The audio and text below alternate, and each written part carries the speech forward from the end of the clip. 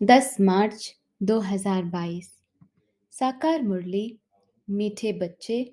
भगवान जिसे सारी दुनिया याद करती है वह तुम्हारे सम्मुख बैठा है।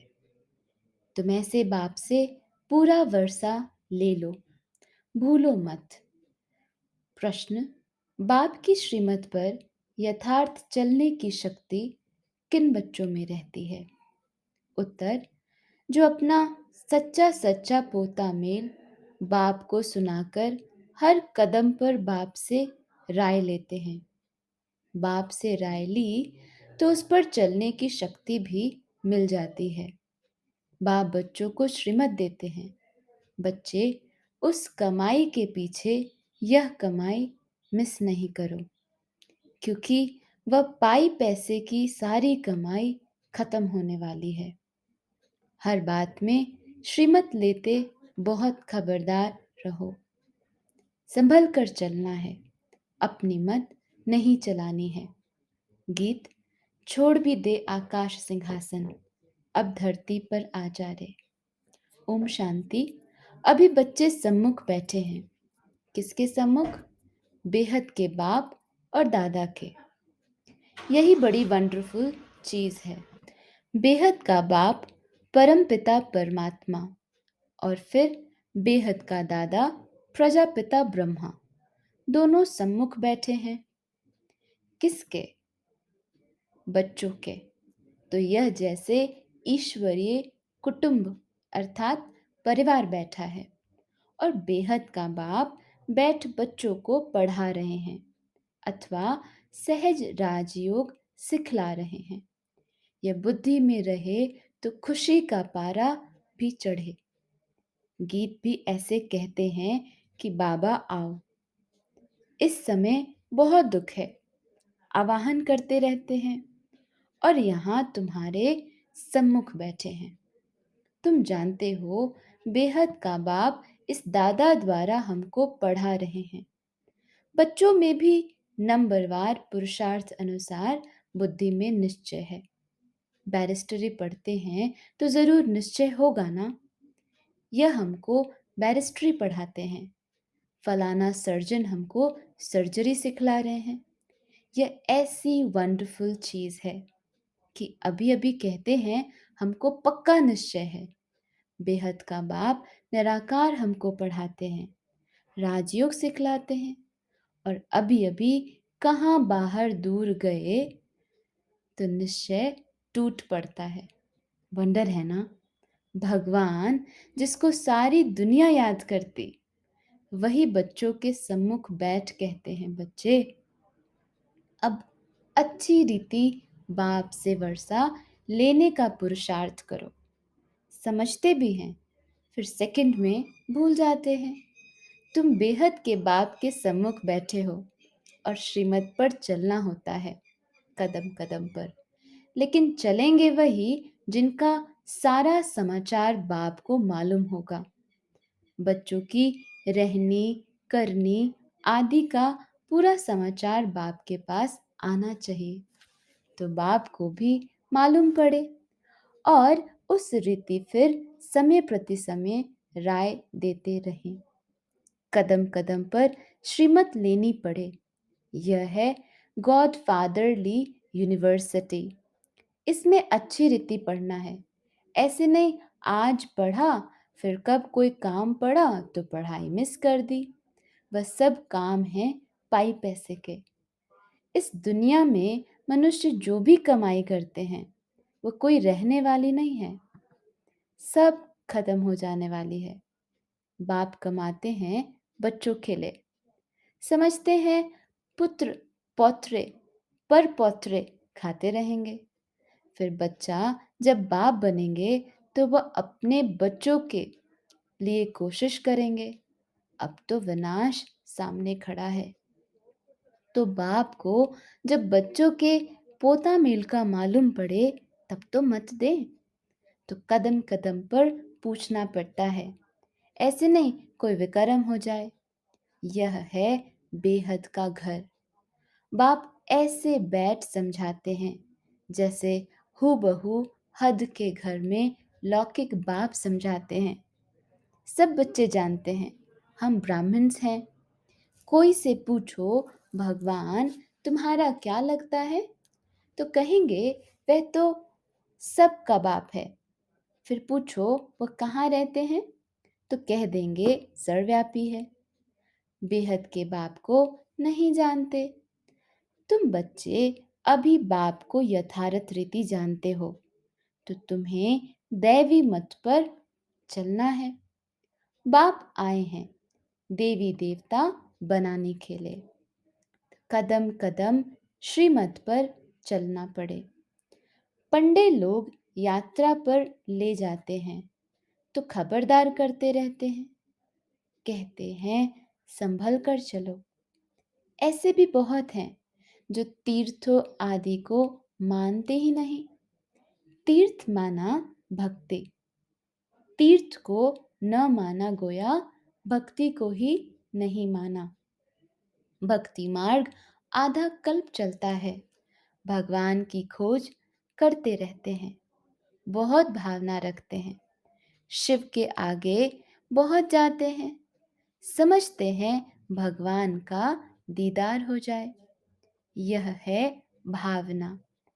फिर साक्षात्कार हो जाता है तो बहुत खुश हो जाते हैं, समझते हैं हमको भगवान मिल गया, कृष्ण मिल गया, हनुमान मिल गया, बस अब तो हमारी मुक्ति हो गई। परंतु मुक्ति तो कोई की होती नहीं। अब बाप अच्छी रीति बैठ समझाते हैं, मीठे बच्चे अब एक तो सबको बाप का परिचय दो। इस समय सब निधन के हैं, तुम भी निधन के थे। अब बाप द्वारा तुम सब कुछ समझ जाते हो। कहते हैं ना हम नीच पापी हैं। भला ऐसा नीच किसने बनाया, यह किसको मालूम नहीं। कोई भी अपने को मूर्ख नहीं समझते। कहने में कह देते हैं हम नीच हैं, लेकिन मूर्ख थोड़े समझते। यह ड्रामा अनादि बना हुआ है, सबको नीचे जाना ही है, भ्रष्टाचारी बनना ही है। तो यह ख्याल करना चाहिए कि हम भगवान की फैमिली हैं। भगवान हमारा बाप है, तो जरूर हम विश्व के मालिक होने चाहिए। फिर हमारी ऐसी दुर्गति क्यों हुई, यह किसकी बुद्धि में नहीं चलता। एक तरफ कहते परमात्मा सर्वव्यापी है, दूसरी तरफ कहते शांति कैसे स्थापन हो, मूंझ पड़ते हैं। कॉन्फ्रेंस करते रहते हैं, समझाने से भी समझते नहीं। उन्हों को समझना है अंत में। तुम बच्चों को योग में रहकर कर्मातीत बनना है। तुम ही संपूर्ण निर्विकारी थे, फिर बनना है। बाकी जो इतने धर्म हैं वह सतयुग में नहीं होंगे। जो सतयुग में थे वह बहुत समय से अलग हुए हैं। उनके लिए कहा जाता है सिकिलदे। आत्मा परमात्मा अलग रहे बहुकाल। कौन सी आत्माएं पहले पहले परम धाम से आई यहाँ पाठ बजाने। पहले पहले पहले आती हैं देवी देवता धर्म की आत्माएं पाठ बजाने। उन्हों को अपने ही धर्म में लाना होगा। बाप कहते हैं उनके लिए ही आना पड़ता है, साथ में सबके लिए भी जरूर आना पड़े, क्योंकि सबको मुक्ति देनी है। अब देवता धर्म है नहीं, उनका ही सैपलिंग लगना है। कोई किस धर्म में कोई किस धर्म में चले गए हैं, वही निकल पड़ते हैं। ये धर्म की स्थापना कितनी वंडरफुल है। तब तो कहते हैं हे प्रभु तेरी श्रीमत गति सदगति की बड़ी वंडरफुल है, जो कोई समझ न सके। देवी देवता धर्म की स्थापना कैसे होती है।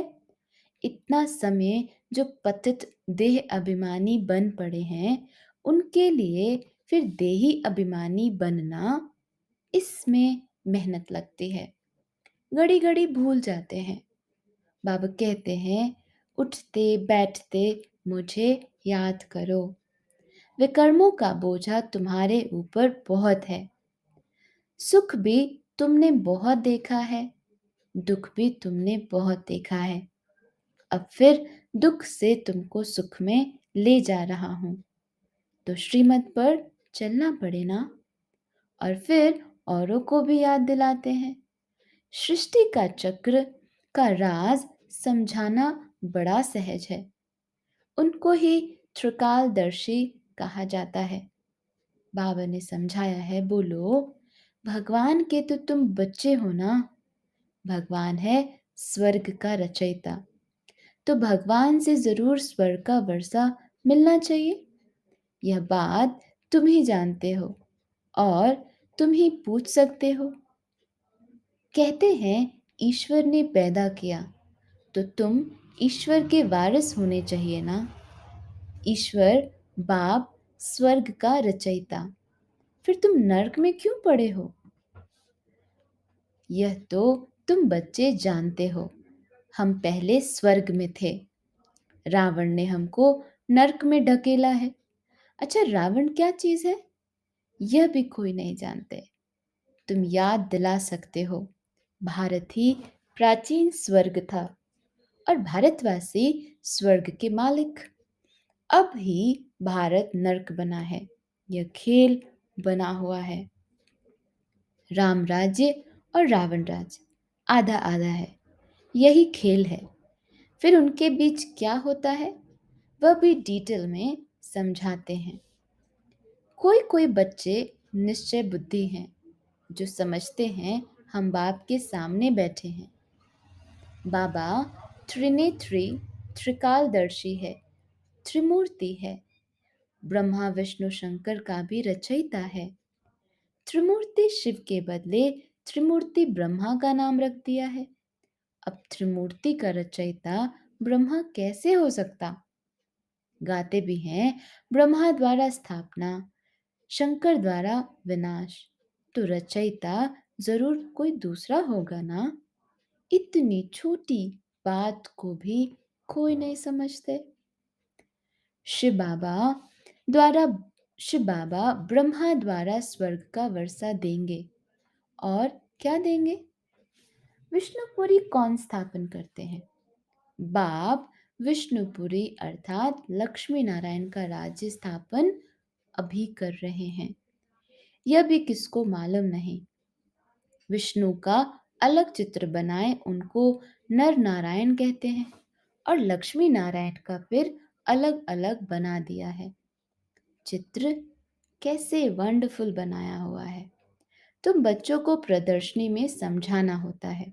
प्रदर्शनी हो और बच्चे अपने ही धंधे में लगे रहें तो थोड़ी समझेंगे कि इसने बाबा को पहचाना है।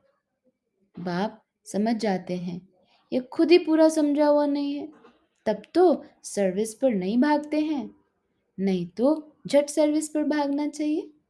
अंधों की लाठी न बने तो गोया खुद ही अंधे हैं। बाबा को जानते ही नहीं। किसको कहना थोड़ी होता है कि तुम सर्विस पर जाओ। आप ही आना चाहिए। बाबा, हम सर्विस पर जा सकते हैं, आप परमिशन दो। बाबा जानते हैं कौन कौन सर्विस कर सकते हैं। ऐसा कोई लिखता नहीं है कि बाबा हम रेडी हैं। मनुष्य को कौड़ी से हीरे जैसा बनाना है। अगर 10, 20, 50 रुपया नहीं कमाया तो क्या हुआ? बहुतों का कल्याण करना है, परंतु पहचान ही पूरी नहीं है। कोटों में कोई जानते हैं। हमारे पास भी थोड़े बच्चे हैं सर्विसेबल, जिनको टेलीग्राम करके बुलाना पड़ता है। आप ही नहीं कहते हैं, बाबा हम तैयार हैं। बाबा देखते हैं किसको सर्विस का शौक है। मनुष्य जो जानवर मिसल बन पड़े हैं उनको देवता बनाना, तुम बच्चों को निरअहंकारी बनना है। हेड में तो बड़ी नम्रता चाहिए। बाप कितना निरअहंकारी है। कोई कोई बच्चों में बहुत अहंकार है। जैसा कर्म मैं करूंगी, मुझे देख और भी करेंगे। उसका दंड उनकी अवस्था गिर पड़ेगी। बाबा कहते हैं, बच्चे, तुम्हें सब कुछ अपने हाथ से करना है। बाबा कैसे साधारण रीति से पढ़ाते हैं। मनुष्य तो समझते हैं वह सर्वशक्तिवान है, क्या नहीं कर सकते हैं। परंतु बाबा कहते हैं, मुझे तो सर्वेंट बनकर आना पड़ता है। कहते भी हैं, हे ज्ञान के सागर, पतित पावन आओ, सुख के सागर आओ, आकर हम पतितों को पावन बनाओ। बाप को आकर ऐसी सर्विस करनी पड़ती है। कहाँ आकर रहना पड़ता है, कैसे कैसे विघ्न पड़ते हैं। लाखा भवन को आग लगाते थे, सभी प्रैक्टिकल में हो रहा है। बाबा तो सारे पाठ को जानते हैं, हम नहीं जानते। बाप कहते हैं, मुझे आना पड़ता है। भगवान खुद कहते हैं, मुझे गाली खानी पड़ती है। सबसे जास्ती गाली मैं ही खाता हूँ। भक्ति मार्ग में गाली ही देते रहते हैं। 3 पैर पृथ्वी के भी नहीं मिलते, फिर भी कितना निरअहंकारी बने से पाठ बजा रहे हैं। मम्मा बाबा बच्चों को सिखलाने के लिए सब कुछ करते हैं। कितना नीचे उतरना पड़ता है। पतितों को पावन बनाना है, मूत पलीती कपड़ों को धोना है। तो धोबी भी हैं, सोनार भी हैं, सबको गला गला कर सच्चा सोना बनाते हैं। अच्छा, मीठे मीठे सिखिलदे बच्चों प्रति माता पिता बाप दादा का याद प्यार और गुड मॉर्निंग। रूहानी बाप की रूहानी बच्चों को नमस्ते। धारणा के लिए सार। पहला पॉइंट, बाप समान निरअहंकारी नम्र चित्त बनना है। अपनी सेवा अपने हाथ से करनी है, किसी भी बात में अहंकार नहीं दिखाना। दूसरा, सर्विस के लिए सदा तैयार रहना है। सर्विस के लिए स्वयं को आप ही ऑफर करना है। कौड़ी से मनुष्यों जैसे हीरे जैसा बनाने की सेवा करनी है।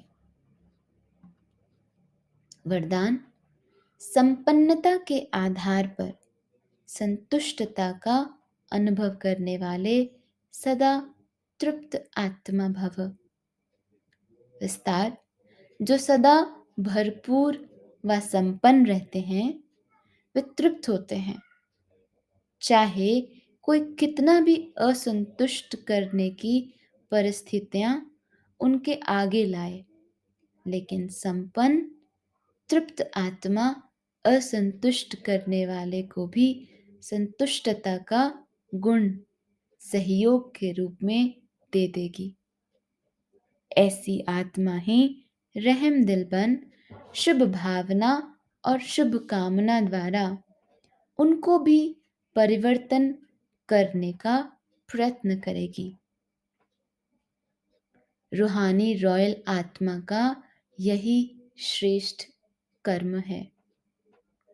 स्लोगन, याद और सेवा का डबल लॉक लगाओ तो माया आ नहीं सकती।